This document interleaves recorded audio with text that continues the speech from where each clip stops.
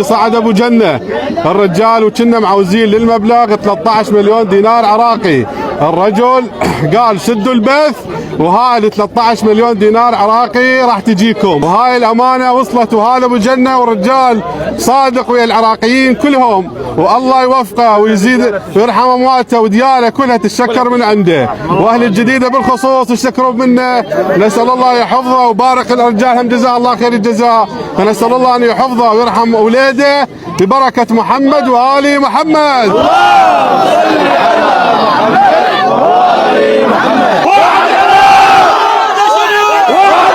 وباسم عائلة المريض نتشكر من الأخ العزيز ابن العراق أبو جنة، وإحنا نقول له نبقى أخوتك وإن شاء الله تبقى دايم للعراق. والبارحة هاي وقفتك اللي قلت لنا إيش قد معوزين، وحكينا لك الحقيقة إنه معوزين 13 مليون، وقلت سدوا البث، إحنا ممنونين منك.